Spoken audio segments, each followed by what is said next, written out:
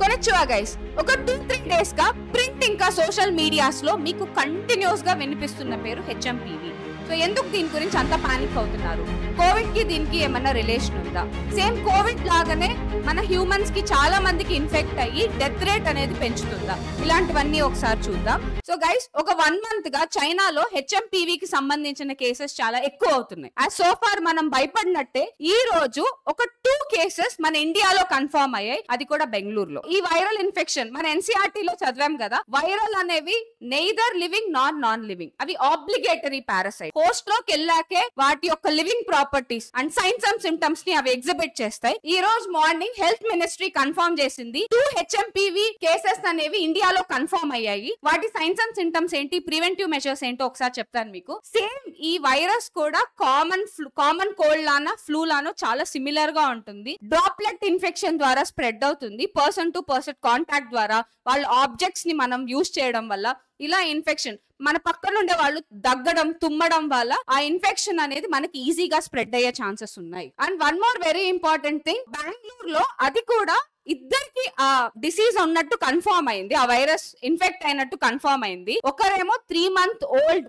Girl baby and అలానే 8 months old male baby. So ఈ 2 cases కూడా ఇన్ఫాంట్ కేసెస్. అండ్ దీని వల్ల మీకు అర్థమై ఉంటుంది, సో హెచ్ఎంపీవీ అనేది ఎక్కువగా చిన్న పిల్లల్లోనూ ఓల్డ్ ఏజ్ పీపుల్ లోను ఎక్కువగా ఇన్ఫెక్ట్ అయ్యే ఛాన్సెస్ ఉంది, ఎవరికైతే ఇమ్యూనిటీ పవర్ తక్కువ ఉంటుందో. And next one more thing, so HMPV అంటే హ్యూమన్ మెటా న్యూమోనియా వైరస్. మీకు ఆ పేరులోనే అర్థం అవ్వాలి, ఇది అప్పర్ రెస్పిరేటరీ ట్రాక్ట్ ఇన్ఫెక్షన్ అలానే లోవర్ రెస్పిరేటరీ ట్రాక్ట్ ఇన్ఫెక్షన్ కి సిమిలర్ గా ఉంటుంది. సైన్స్ అండ్ సిమ్టమ్స్ అన్ని కూడా కోల్డ్, కాఫ్, స్నీజింగ్, హెడ్ ఏక్, ఫీవర్, సోర్ థ్రోట్, అలానే మ్యూకస్ రావడం దగ్గుతున్నప్పుడు, ఇలాంటి సైన్స్ అండ్ సిమ్టమ్స్ అన్ని సిమిలర్ గా కామన్ కోల్డ్ కి మనం ఏమైతే ఎక్స్పీరియన్స్ చేస్తామో సేమ్ అవన్నీ సిమ్టమ్స్ ఉంటాయి వీటిల్లో. And one more important thing, నేను చెప్పాను కదా, ఈజ్ ఎ రెస్పిరేటరీ వైరస్. ఇది ఒక వైరల్ ఇన్ఫెక్షన్. మనం బ్యాక్టీరియల్, ఫంగై, ప్రోటోజోవల్ కంటే వైరల్ ఇన్ఫెక్షన్ కి చాలా జాగ్రత్తగా ఉండాలి, ఎందుకంటే వీటికి మ్యుటేషన్ అయ్యే ఛాన్సెస్ చాలా ఎక్కువ ఉంటుంది. కాబట్టి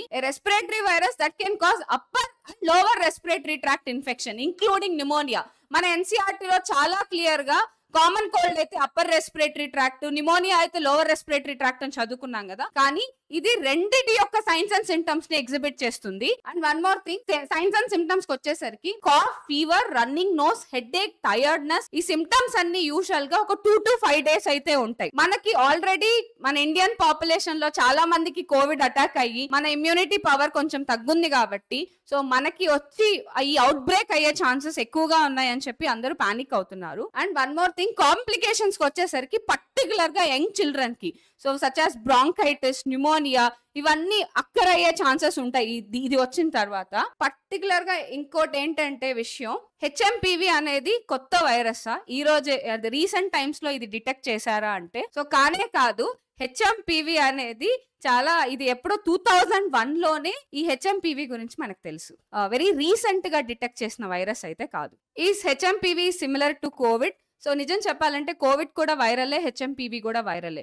వైరల్ కి ఏవైతే సైన్స్ అండ్ సిమ్టమ్స్ ఉంటాయో హెచ్ఎంపీవీకి కూడా సుమారుగా అవే సైన్స్ అండ్ సిమ్టమ్స్ ఉంటాయి. ఇప్పుడు నేను చెప్పినవే, మనం కోవిడ్ లో ఏవైతే సైన్స్ అండ్ సిమ్టమ్స్ ని ఫేస్ చేసామో, టైర్డ్నెస్, ఫీవర్, హెడ్ ఏక్, కాఫ్, కోల్డ్, సోర్ థ్రోట్, అలానే మ్యూకస్ రావడం, కంటిన్యూస్ గా దగ్గుతుంటే ఫ్లమ్ రావడం, ఇలాంటివన్నీ. హెచ్ఎంపీవీ గురించి ఇంకా డీటెయిల్డ్ రిపోర్ట్ అయితే రాలేదు. యాజ్ సో ఫార్ ఇండియాలో ఈ రోజే యాక్చువల్లీ 2 కేసెస్ కన్ఫర్మ్ చేశారు కాబట్టి ఇంకా డీటెయిల్డ్ గా స్టడీ చేస్తున్నారు.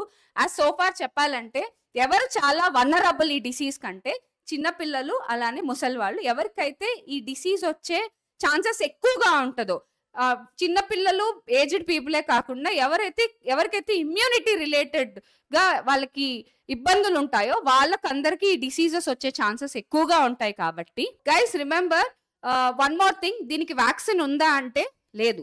సో ఇప్పటి వరకు దీనికి కూడా ఎటువంటి వ్యాక్సిన్ కనుక్కోలేదు. అండ్ ఆల్వేస్ చెప్పేది ఒకటే, prevention is better than cure. మీరు పబ్లిక్ ప్లేసెస్ లో వెళ్ళేటప్పుడు ఫేస్ మాస్క్ వేసుకోవడం, రెగ్యులర్ గా శానిటైజర్ క్యారీ చేయడం, అలానే మనం పబ్లిక్ ప్లేసెస్ లో ఎటువంటి థింగ్స్ ని టచ్ చేయకుండా అండ్ మన ఫేస్ ని కూడా మనం టచ్ చేయకుండా ఇంటికి రాగానే ప్రాపర్ గా మన హ్యాండ్స్ ని శానిటైజ్ చేసుకొని మనం ప్రాపర్ గా బాత్ చేసి, always remember prevention is always better than cure. వచ్చాక వాటికి టాబ్లెట్స్ మెడిసిన్స్ అవి వేసుకోవడం కంటే ఫస్ట్ రానికుండా ప్రివెంట్ చేయడం అనేది చాలా ఇంపార్టెంట్. ఢిల్లీ అథారిటీస్ రీసెంట్ గా గైడ్ లైన్స్, ఈ రోజే యాక్చువల్ గా గైడ్ లైన్స్ ఇష్యూ చేశారు. హెచ్ఎంపివి బ్రేక్అవుట్ ని ఎలా ప్రివెంట్ చేయాలి అని చెప్పి, సేమ్ కోవిడ్ లో పాటించినట్టే దీనికి కూడా ఆ ప్రివెంటివ్ మెజర్స్ పాటిస్తే సరిపోతుంది. అండ్ పబ్లిక్ ప్లేసెస్ లోకి వెళ్ళినప్పుడు మాత్రం చాలా జాగ్రత్తగా ఉండండి. మీకు కానీ ఏమన్నా ఫీవర్, కోల్డ్, కాఫ్ ఉంటే మోస్ట్లీ బయటకు వెళ్లకుండా ఒక 2-3 days రెస్ట్ తీసుకొని దాని తర్వాత వెళ్ళడం బెటర్ అని చెప్తున్నారు. So Delhi health authorities on Sunday has issued an advisory to ensure preparedness for the potential health challenges related to human metapneumonia virus, ఇంకా other respiratory viruses.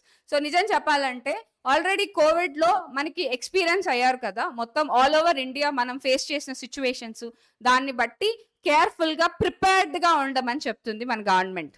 And guys remember, so tough times never lost. ఎప్పుడు ఇలాంటి వస్తూ పోతూనే ఉంటాయి, కానీ మనం దానికి రెడీగా ఉండాలి. So always remember, health is the first priority. మనకి డిసీజ్ వచ్చేదాకా మనకి హెల్త్ యొక్క ప్రయారిటీ మనకు తెలీదు, కానీ ఈసారి ఆల్రెడీ మన ప్రీవియస్ పాస్ట్ ఎక్స్పీరియన్స్ నుంచి మనం నేర్చుకోవాల్సింది ఏంటంటే మనం ఎంత జాగ్రత్తగా ఉండాలి. ఓకే, సో మీ అందరికీ హెచ్ఎంపివి గురించి తెలిసింది కాబట్టి ఇప్పుడు పానిక్ అవ్వాల్సిన అవసరం లేదు. ఇంకా వాటి గురించి మనకి క్లియర్గా ఇన్ఫర్మేషన్ ఏది అంత డీటెయిల్డ్గా లేదు కాబట్టి ఫస్ట్ చూద్దాం.